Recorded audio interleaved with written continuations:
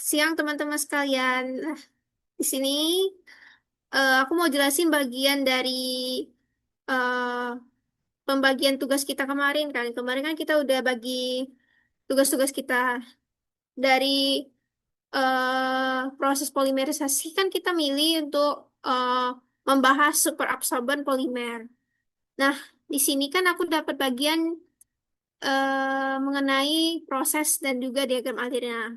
Di sini aku mencoba kita akan membuka forum diskusi lah eh, untuk membahas lebih dalam lagi. Next,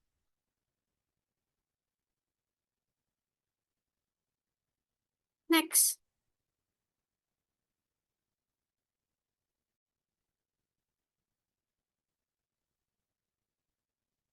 Kembali ke slide sebelumnya.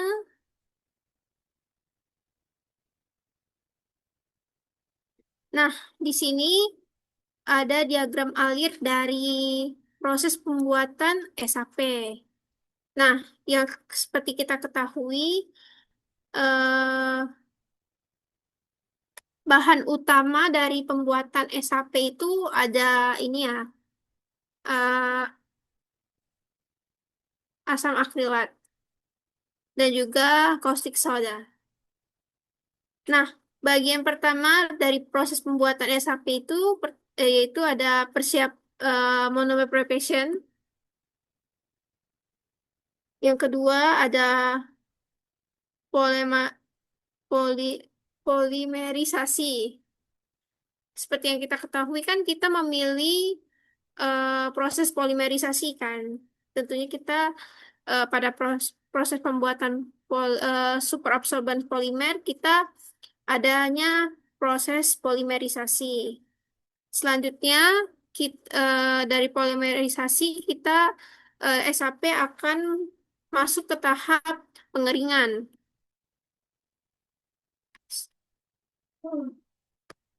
Setelah itu akan ke proses surface coating. Lalu dilanjut dengan proses pengeringan yang kedua, lalu dilanjutkan dengan packing. Ini adalah gambaran besarnya dari proses pembuatan eh, superabsorban polimer. Untuk selengkapnya bisa di next.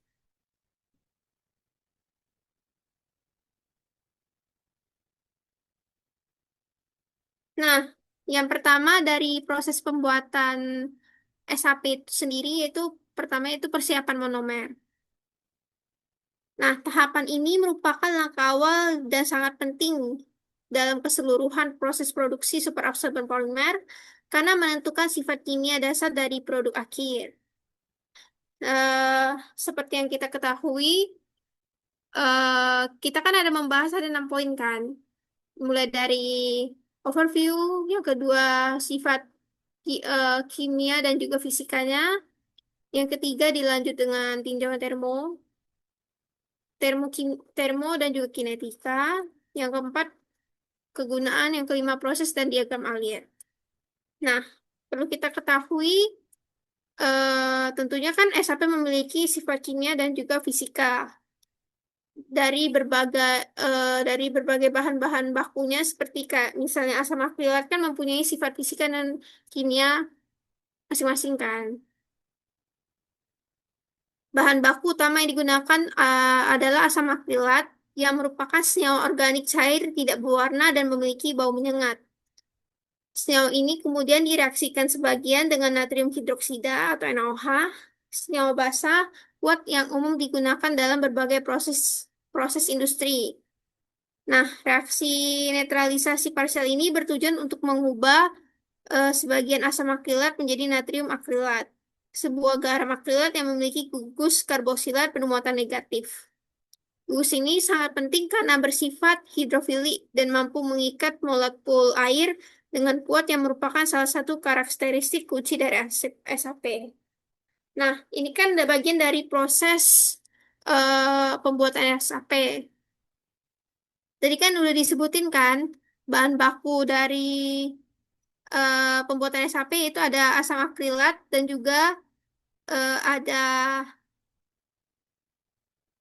natrium hidroksida kan juga ada kan. Nah, nanti kita bakal dari seperti yang aku sebutin tadi kan kita ada 6 poin kan. Nah, dari asam dari prosesnya itu kan bakal kita jabari nanti buat di sifat fisika dan juga sifat kimianya.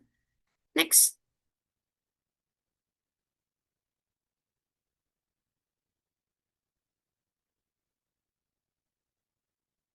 Nah, selanjutnya kita masuk ke proses polimerisasi.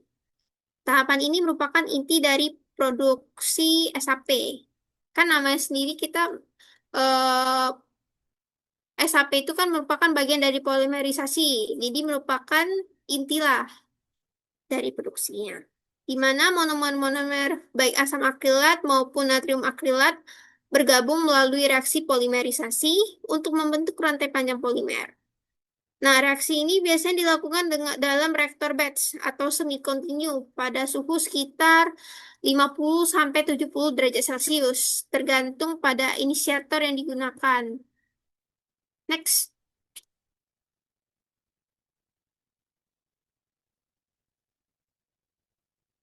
Selanjutnya ada proses pengeringan atau drying. Setelah polimerisasi dan pembentukan jaringan 3 dimensi, hidrogel yang masih mengandung kadar air tinggi harus dikeringkan agar dapat digunakan dan disimpan dengan baik. Nah, pengeringan ini dilakukan dengan alat yaitu belt dryer, hair dryer, atau rotary dryer pada suhu 150 sampai 180 derajat Celcius untuk menurunkan kadar air hingga di bawah 5%, sehingga SHP menjadi granular kering yang lebih stabil. Penting untuk menghindari suhu yang terlalu tinggi untuk mencegah degradasi termal yang dapat mempengaruhi porositas dan ukuran partikel SHP. Next.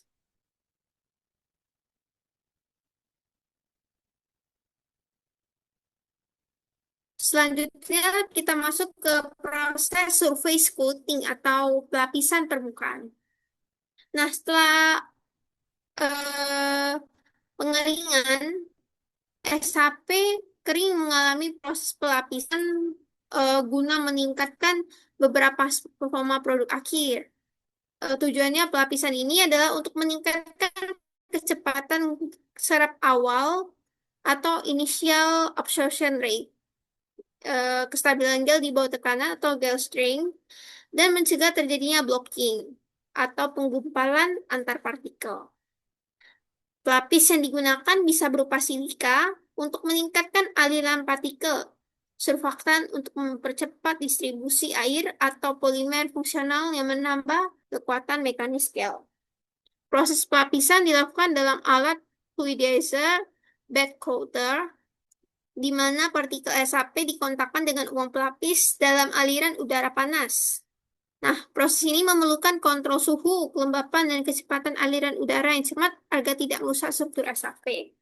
Nah, nanti kita akan membahas lebih dalam sih pada diskusi selanjutnya mengenai struktur SHP kan untuk bagian dari makalah kita. Next.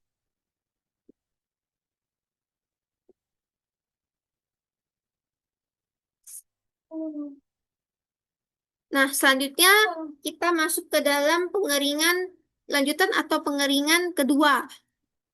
Setelah pelapisan setelah pelapisan, partikel SHP masih bisa mengandung kelembapan sisa, sehingga diperlukan pengeringan lanjutan pada suhu 80 sampai 120 derajat Celcius untuk menjaga kestabilan produk.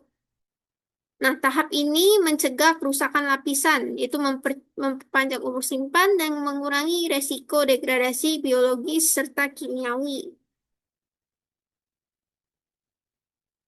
Next. Nah, selanjutnya kita masuk ke tahap terakhir dari pembuatan SAP, yaitu packing.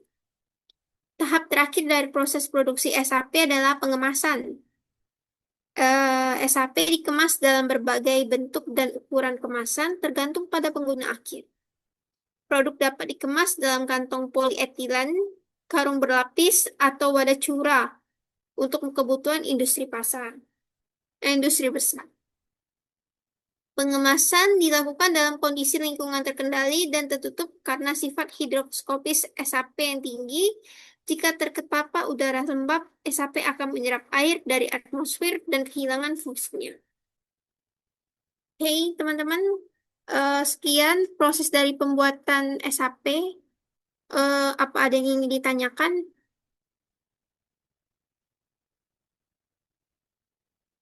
Oke, aku mau nanya.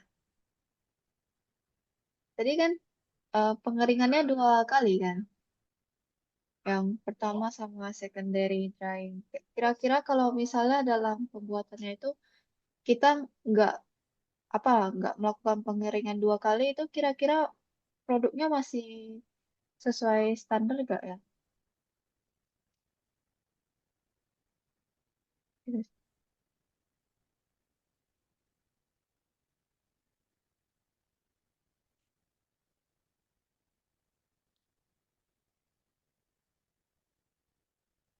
Nah, jadi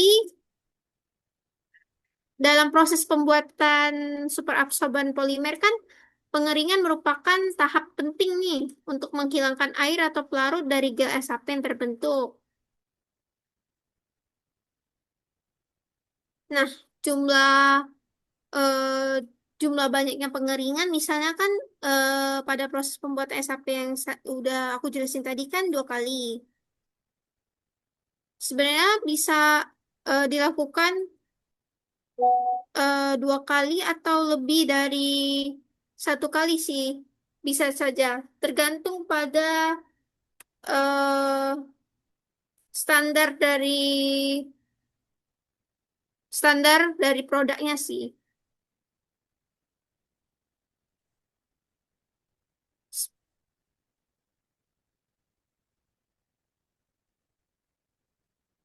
Mau nanya dong, kan di drying yang kedua untuk menghilangkan kelembapan airnya kan, kenapa nggak di drying pertama aja, biar nggak usah bolak-balik gitu loh. Ya juga sih. Bisa diulang? Kan ini kan untuk pengeringannya kan terjadi 2 kali. Nah, Hmm. pengeringannya itu kan terjadi untuk menghilangkan kelembapan dari produknya kan, produk yang bakalan dibuat. Nah, kenapa nggak di drying satu aja, langsung kayak kelembapannya itu dihilangkan di drying pertama? Hmm. Sebenarnya standar pengeringan SHP itu didasarkan pada satu kan ada kadar air akhir. Misalnya kurang dari 10% atau kurang dari 5%, tergantung dari aplikasinya. Jadi sebenarnya kalau eh, kayak misalnya kita SHP masih tidak, kalau misalnya pada pengeringan pertama kan, SHP masih tidak memenuhi standar kadar air setelah 1 kali pengeringan, maka dia harus melakukan pengeringan kedua agar sesuai dengan standar. Jadi, eh, jadi kalau misalnya pada eh, pada pengeringan pertama nih, dia udah memenuhi standar, maka tidak ada pengeringan kedua. Jadi jumlah tahap pengeringan tidak selalu ditentukan secara ketat. Yang penting tidak merusak struktur polimer, misalnya karena terlalu panas atau overdrying, tidak menyebabkan degradasi sifat fungsional. Jadi sebenarnya kan kalau misalnya pengeringan tidak langsung 1 kali selesai karena kelembapannya kan tidak tersebar, tidak merata. Terus ke keterbatasan suhu untuk menjaga suhu struktur SAP juga kan. Atau mungkin kayak gini gak sih? Kan di antara pengeringan Pengeringan yang pertama sama kedua itu kan ada apa? Surface coating kan? Atau mungkin bahan dari surface coatingnya itu dia mengandung air juga. Jadi makin lembab dia gak sih? Makanya butuh pengeringan kedua. Kayak gitu, Rek. Jadi alasannya kenapa pengeringan itu gak langsung selesai aja di satu kali pengeringan itu karena yang pertama kan distribusi kelembapan tidak merata kan. Distribusi kelembapan itu kan yang enggak yang langsung tersebar merata gitu. Jadi SHP kan berbentuk gel atau butiran setelah disintesis kan. Kelembapan itu jadi terperangkap di dalam pori-pori atau jaringan polimer. Jadi pengeringan pertama itu hanya menghilangkan air permukaan dan sebagian air bebas. Jadi kan kayak misalnya pada saat pengeringan pertama dia hanya ngeringin yang bagian permukaan doang. Jadi dilakukan pengeringan kedua itu biar apa? Air yang terjebak di dalam jaringan polimer kan dia itu butuh waktu dan juga suhu tertentu agar keluar. Jadi perlu tahap lanjutan. Gak yang langsung keluar gitu. Jadi ada juga adanya batasan sebenarnya kan kalau misal pengeringan kan ada juga namanya batasan suhu kan untuk mencegah degradasi atau kerusakan. SHP sendiri kan sensitif terhadap suhu tinggi. Jadi suhu pengeringan itu harus dijaga agar tidak merusak struktur dari polimer sendiri. Jadi karena nggak bisa langsung kayak dipakai suhu yang tinggi langsung gitu untuk ngeringin semuanya sampai ke lapisan-lapisannya gitu kan. Jadi perlu pengeringan yang bertahap atau berulang.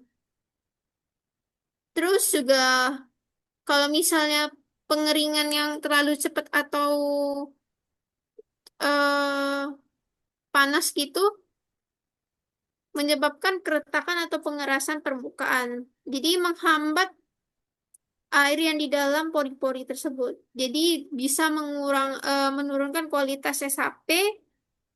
eh, s- Misalnya kayak menurut kualitas SHP misalnya kayak gel daya serapnya itu jadi terganggu. Jadi lebih bagus sih melakukan pengeringan 2 kali. Itu sih. Ada lagi yang ditanyain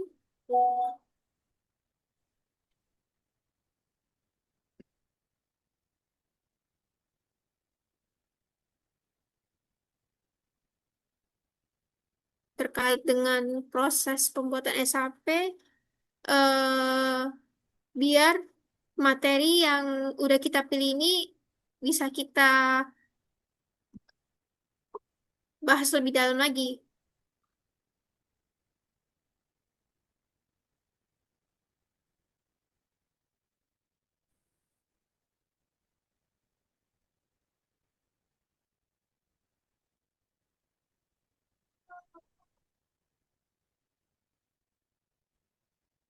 Nah, sama yang di apa? Yang di bagian packing ini dapat dikemas dalam kantong polietilen Oh, berlapis atau wadah bisa di tirai. bisa diulang. Suaranya Mungkin putus-putus. yang di bagian di bagian packing itu ada gambaran ya?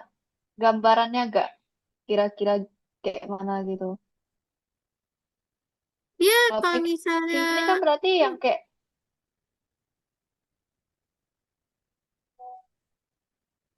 kalau misalnya buat packing packingnya ini itu maksudnya kan setelah setelah ah lanjut lanjut Rek. ingin ditanya lagi.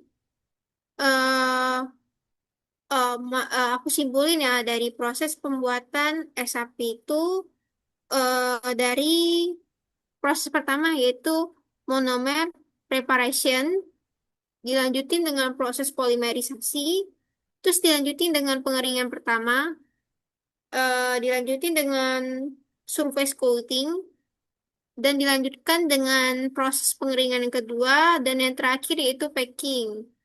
Jadi,